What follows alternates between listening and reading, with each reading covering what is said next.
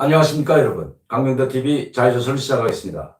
어제 방송을 하다 못한 대각봉호 선원들의 죽음, 어떻게 돼서 죽었고 또 그들이 몸에는 무엇을 지니고 있었는지 여러분들께 다시 말씀드리도록 하겠습니다. 경애하는 원스님을 잘 모셔주기 바람. 조국이여 안녕히. 대각봉. 대각봉. 배에서 시급히 탈출하라. 조국이 동무들을 기다리고 있다. 인차 구조배가 온다. 그때 그 통일설비가 있던 저타시라는 선장동지, 정치부장동지, 그리고 나, 그 항해사 이렇게 4명이 있었습니다. 4명이 있었는데 저는 배폭이 이런 명령을 내렸는데 저는 배폭이라는 말은 그 전원이 그 배에서 탈출하는 그런 명령이나 같습니다. 그때 배에는 팽창식 구명대가 2개가 있었는데 절반씩 갈라서 팽창식 구명대에 올라서 니탈하였습니다. 배에서. 대각봉호에는 구명대를 내려주던 박명력 동무와 파도를 해촉할 동지들에게 짐이 되지 않기 위해서 몸을 숨겼던 부상당한 기관장, 최상남, 양운봉 동지들, 그리고 조타실에서 저국과 연계를 맺던 선장과 정치부장, 무선통신사, 부선장이 남아 있었습니다. 어느덧 이들도 품에 간직한 수밀 보관함을 다시 한번 확인하고서 탈출 준비를 끝냈습니다. 그런데 그 가다 보니까 선장동지가 보이지 않았습니다.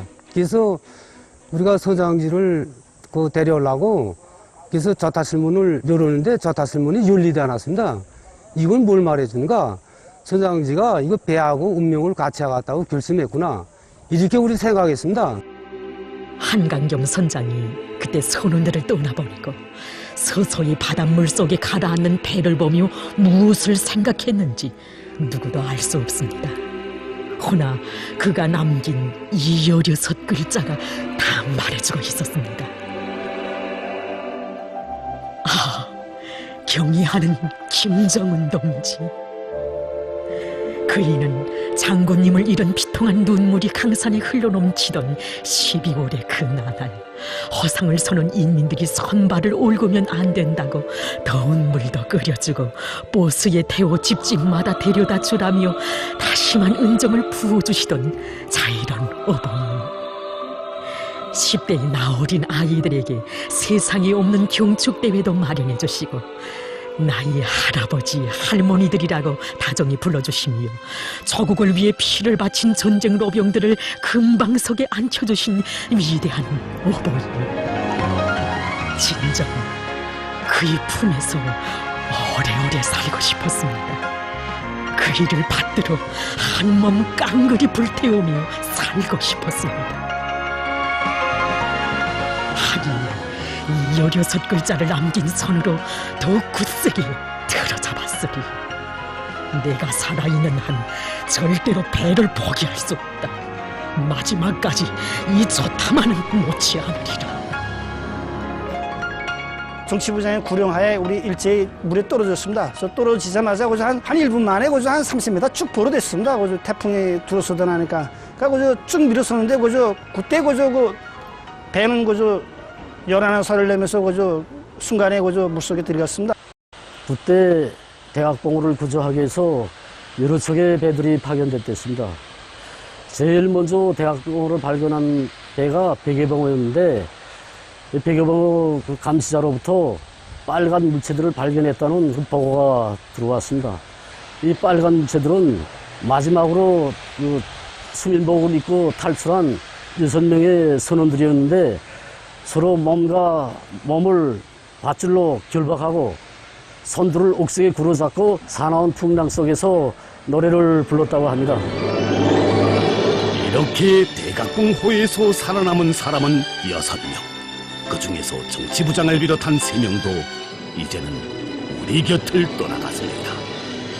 이 3명의 옛 대각봉호 선원들이 다행히도 생존해 있었기에 미처 알려지지 못한 대각봉호 선원들에 대한 이야기가 오늘 하나라도 더 전해지게 됐습니다. 사실 그때 저희 세대주는 배에 오르지 않을 수도 있었습니다. 1년 8개월 동안 장기 항차를 나갔다 오면서 건강이 좀 좋지 않았습니다. 그리고 결혼한 지 5년 만에 낳은 우리 딸이 아버지가 장기 항차를 나갔다 오다 나니까 1년 3개월이 지나도록 덜생일도 차려주지 못하고 있었습니다. 그래서 전 이번 휴가 기간에 지대주 건강도 좀 회복시키고 우리 딸의 덜생일도 좀 잘 차려주자고 지대주와 약속했댔습니다.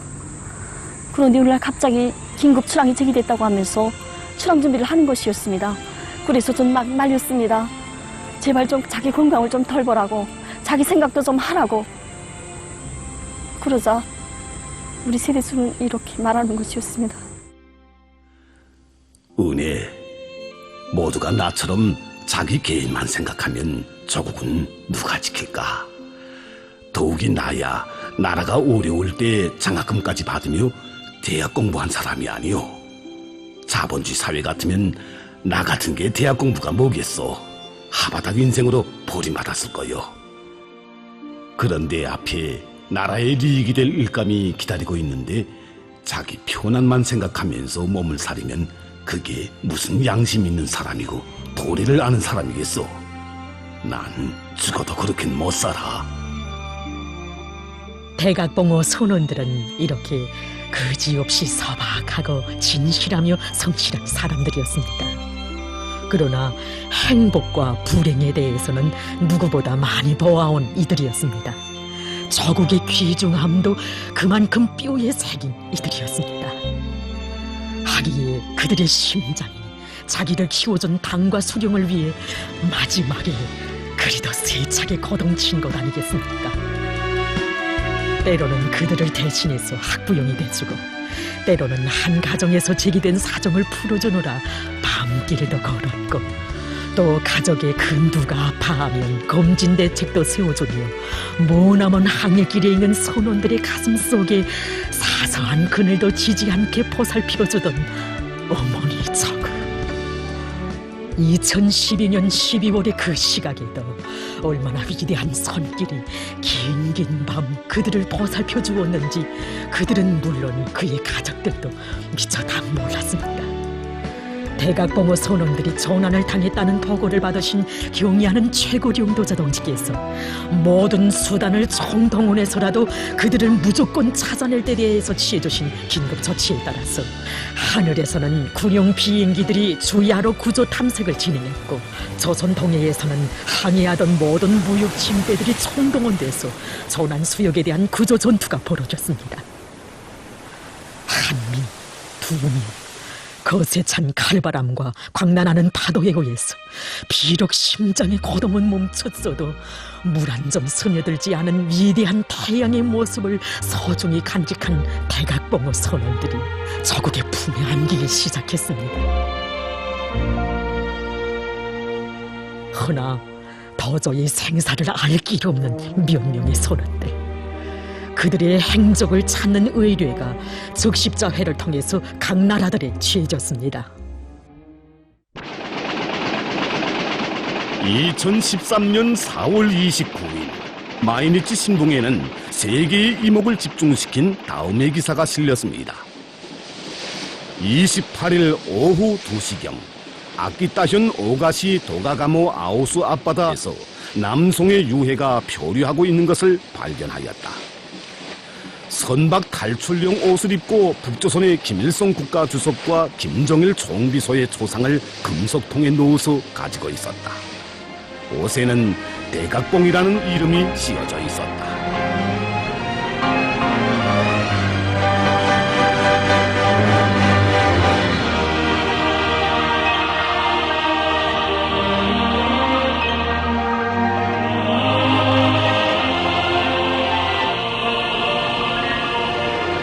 당시 대각봉호 선원들에 대한 이 기사들을 두고 세계의 신문 통신 방송들이 놀람과 찬탄, 격찬을 금치 못했습니다. 자기는 죽더라도 수령의 초상화는 끝까지 안전하게 모시려는 대각봉호 선원들의 투철한 수령결 싸움이 정신에서 자기領導자의 두리에 굳게 뭉친 조선인민의 정신력을 깊이 알게 된다. 일반적으로 바다에서 시신이 발견되면 국적이 확인되지 않는 경우 그 나라 공동묘지에 묻히고 맙니다. 그러나 우리 선원들이 이번 수밀복에는 위대한 수령님들이 초상화가 정중히 모셔져 있었기 때문에 공화국 공민이라는 국적이 확인되게 되었습니다. 결국 위대한 수령님들의 위대성과 경애하는 원스님이 높으신 권위로 해서 무주거원이 될 뻔했던 우리 7명의 선원들이 조기의 품에 안길 수 있게 되었습니다. 대각봉어 선원들이 발휘한 수령 결성의 정신에 대해서 황금 만능의 자본주의 사회가 어찌 달이할 수 있으랴. 하지만 이것만은 다시 한번 깨달았으리.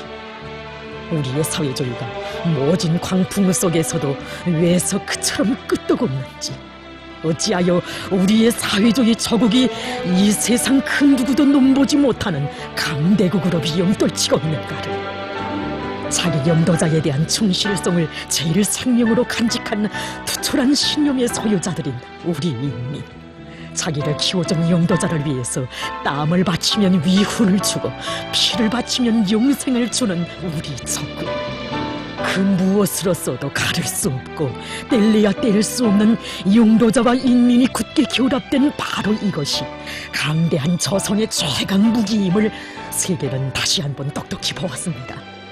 바로 여기에 대각봉어 선원들이 이 땅에 남긴 생의 빛나는 흔적이 있는 것입니다.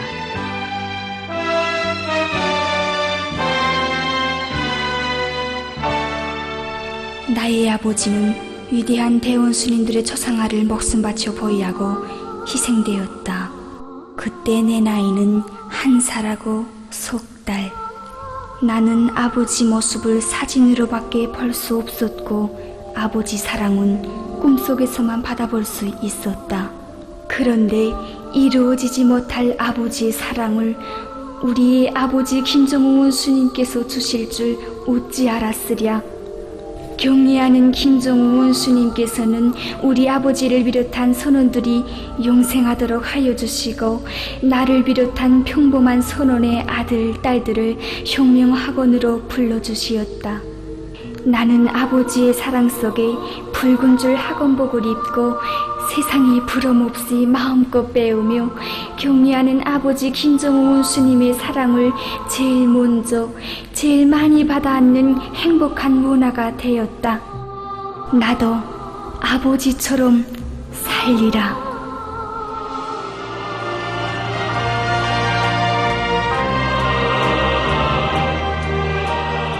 황경철 덕무와 김영섭 덕무를 비롯해서 젊은 나이에 대각봉호 선원들이 맡기고 간 자녀들은 오늘 만경대 혁명학원과 강반석 혁명학원에서 혁명의 골간으로 자라고 있습니다.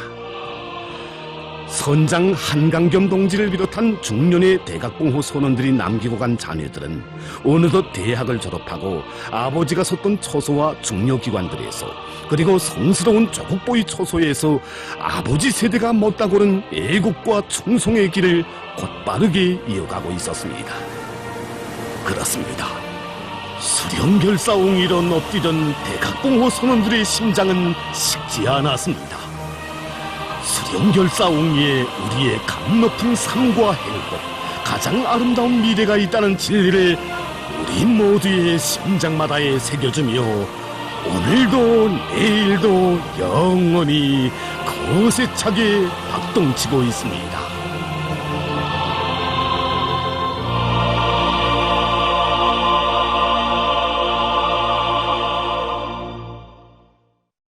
제가 세계가 놀랐다는 것은 북한에 그렇게 세계가 깜짝 놀랄 그 이슈가 됐다고 조선중앙TV에서 이야기하고 있는 것을 그대로 말하기 때문에 세계도 놀란 이 북한 선원들의 죽음이라고 했는데, 자기 목숨보다도 김일성, 김정일, 김정은의 초상화를 더 귀중히 여기라는 북한. 최근에는 김정은 장군의 노래도 나왔습니다. 김정은 장군께 영광을이라는, 김일성 장군의 노래가 있고 김정일 장군의 노래가 있습니다. 이번에는 김정은 장군께 영광을이라는 이 노래까지 또 나왔더라고요. 이런 북한임을 우리는 결코 잊어서는 안 됩니다. 오늘도 저를 지원해주시고 격려해주신 시청자 팬 여러분들, 그리고 오늘도 시청해주신 또 그리고 댓글을 달아주시고 참여해주신 여러분들께 감사를 드립니다. 감사합니다.